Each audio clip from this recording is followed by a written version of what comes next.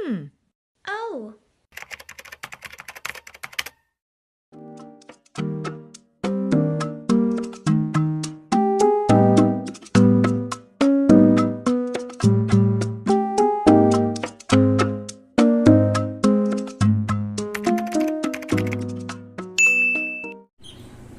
Hello, what's up guys? Welcome again to my channel, Mars TV Vlog. Kaya nga guys, mag-ayos ulit ako ng mga pinamili ni Mister kasi namili siya ulit ng magang-maga pagkatid niya sa bata kanina. So, ayun, konti lang ang pinamili kasi everyday naman namimili. So, konti-konti lang. Kung ano lang yung paubos na, malapit ng yung konting-konti na lang. Yun yung pinamili niya. At saka yung mga fast moving na kahit meron pa, bumibili na siya. So, ayun, para hindi na mag-tricycle or hindi na mag-arkila ng masasakyan kasi mahal, diba? So, ganun ginagawa namin. Kung basta nakaalis ng bahay at naghatid ng bata, yun, nag-aano na rin siya, namimili na rin para, siyempre, diba, kasi dahil tayo tindera, dahil maging alis na tayo, no? So, ayun nga guys, mayroon lang akong ikikwento, no? Hindi ko lang alam kung bakit nalalaman nila yung tungkol sa mga accounts. Hindi naman ako nagpo-post ng aking accounts, no? Sabihin ko na lang, nung nakaraan pa, parang 3 beses sila tumawag sa akin.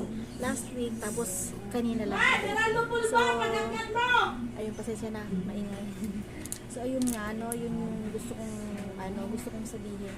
May tumawag ulit about sa mga credit card, mga ganon-ganon, no? Mga credit card. Tapos, ang tinanong sa akin, kung gusto ko daw ng credit card sa Metrobank.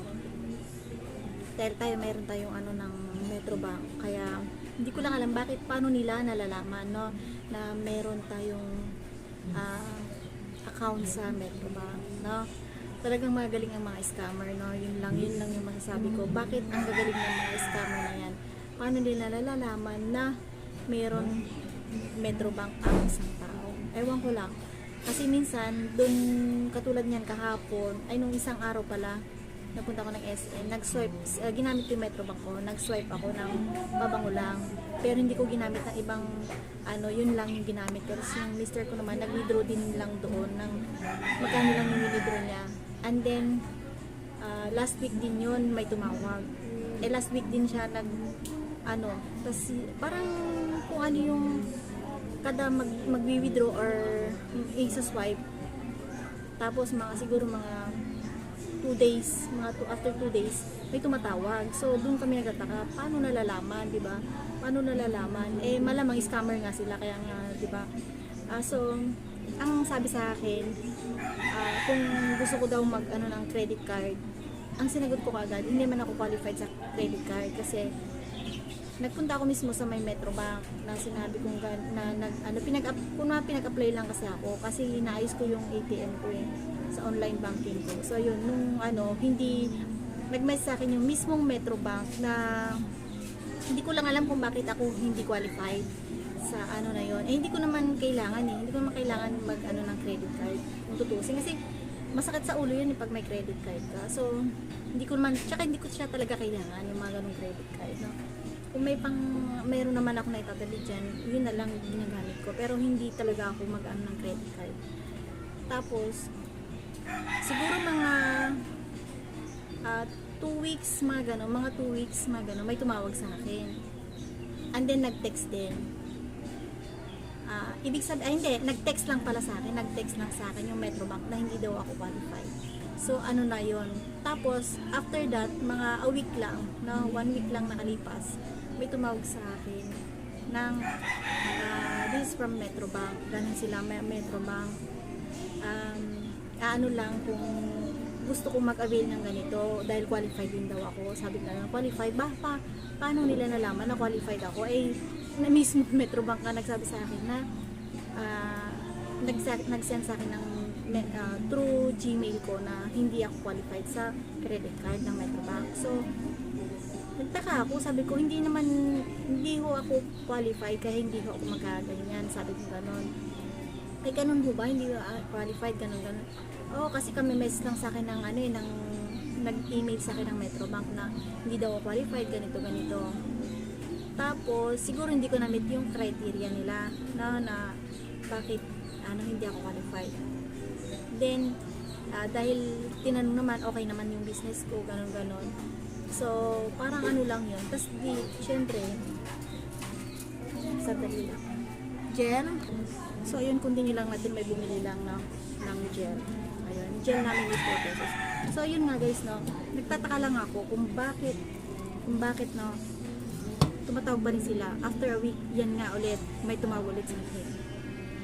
Na ano naman daw, tungkol sa personal loan naman daw, yung i-avail ko kung gusto lang nila. Tapos naka-recorded. Ito po ma'am, is recorded, mga ganun. Yun yung paliwanag nila sa akin. Then sabi ko, okay, sige, sabi ko ganun. Pwede, basta sabi niya, pwede po bang makausap kaya mga kahit 5 minutes lang. Okay, sabi ko, gusto nilang malaman yung information ko. Sabi ko, sige, ganito na lang, pupunta na lang ako one of these days sa Metrobank. Sabi ko, iayos ko lang yung online banking ko kasi nga, hanggang ngayon hindi ko pa rin siya naayos kasi tumatawag ako through phone, telephone dito sa bahay, no, ginagamit ko kasi inaano ko yung instruction ng Metrobank kung hindi ako hindi ko siya ma-open sa online banking ko sa cellphone ko mismo. Tatawag ako sa branch nila. So, tinatawagan ko, hindi ko siya masundan. Kung hindi siya pumapasok, nagtitit lang tutot lang ng tutot. So, yun, hanggang sa nakalimutan ko na ring magpunta sa Metrobank. Kaya sabi ko mamaya puntahan namin. Pero sinabi ko dun sa tumatawag sa akin na nagsisimula sa 0917 0917. Nung nakaraan mo 0917 din. Tapos iba na yung ibang number na yun ginagamit nila. So, yung unang-una ko blinak ko siya. Kasi ito na ngayon ulit, iba na namang number yung ginamit. Pero 0917 din yung umpisa. Sa mga tuwid niyan, sabi ko, sige, nung gusto nyo bang sa personal loan amounting 33,000, sabi sa akin. Tapos payable siya ng 36 months. 36 months daw na payable. Ibig sabihin din 3 years yun. 3 years sa 36 months. Diba? Kasi sa 1 year, 12 months yun eh. And then, sinabi niya yung amount nung monthly. Hindi ko na matandaan kung magkano yung monthly. Basta hindi ko siya inintindi masyado eh. Hindi ko na sana entertainin. Kaso nga lang, inano ko muna kung ano yung sasabihin pa niya na iba eh. Tapos, ano ba yung sinabi niya? Gusto niyo po ba? Sabi ko, hindi ko kailangan eh. Hindi ko pa kailangan sa ngayon yung pera. Sabi ko gano'n. Bawas nyo pa yung para sa school, gano'n, mga pagbayad sa bills, mga gano'n. Hindi ko rin kailangan sa ngayon eh. Ginanong ko siya. Tapos nga, sige po ma'am, kung gusto nyo lang po, tawagan nyo na lang ulit ako, inform nyo kung gusto nyo ng ganito. O kasi, sabi ko, nakakulipay na rin ako sa sa STI ko, sabi ko yung sa college ko nga. Kasi doon siya mag-aaral eh. So, sa makatwid, di ko siya kailangan kasi naka-scholar naman. Ginanong pa siya. Para lang maputol yung usapan namin. Hindi, eto na. Sige, sabi ko, one of these days, pupunta na lang ulit ako sa branch ng Metrobank dito sa Novaliches. Sabi ko ngayon, pupunta ako this week, sabi ko gano'n, para maayos ko yung online banking ko, para makita ko yung in and out ng pera ko sa Metrobank. Kasi may naguhulog doon, may nagbabayad din doon sa akin. At the same time, naglalagay din ako, nag in and out ako ng pera para gumalaw nga siya. So, sa makatuwid, dun sinabi kong ganon, sige ma'am, mag-ano na lang po kayo, sabi kong ganon, sige po ma'am, pupunta na lang po ako sa Metrobank, sa branch ng Metrobank, sabi ko, this week, sabi kong ganon. Kaso nga lang ma'am, hindi po available sa branch na, any branch, sabi niya, any branch ng Metrobank. Duda na ako sa umpisa. Hindi lalo pang natuloy yung nagduda ako sa kanya kasi nga sabi niya hindi ko daw siya maano ng any branch ng Metrobank. O di ba kaloka? Any branch ng Metrobank hindi daw siya kung pwede yung mga ganung loan. Samantalang sila ngayon nag-offer sa akin ng sa credit card, mga ganon. Tapos pagdating naman sa kanila, hindi daw po pwede yung gano'n na personal loan, mga gano'n-gano'n. Ano yun? They scam, o diba? At ang tanong, paano nila nalalaman yung number ko? At paano nila nalalaman na mayroon akong account sa Metrobank? O di ba nakakapagtaka? Di ba nakakapagtaka? Samantalang isang araw lang nung Monday, kasi nagpunta ako ng SM dahil bibili ako ng ink ng printer namin. May cash naman akong dala. Kaya sabi ko, hindi ko gagamitin yung account ko. Pero ginamit ko yun, bumili ako ng pabango sa bench. So yun lang naman yung binili ko, yung account, yung ano lang yun, 178 lang naman yun. Yun lang. Tapos yung pinabili ko ng ink 1,580, which is cash naman yung nilagay ko doon. Cash naman yung pinambayad ko. So paano nila detect na mayroon akong account, di ba? Ano yun? Namimili sila ng ano, di ba? Dahil alam nilang sabi kung may business kayo, ganito, pwede nyo magamit yung pera, ganun. Sabi ko, sa umpisa pa lang, nagduda na ako. Tapos, nung patapos na yung usapan namin, mas lalo pa akong nagduda.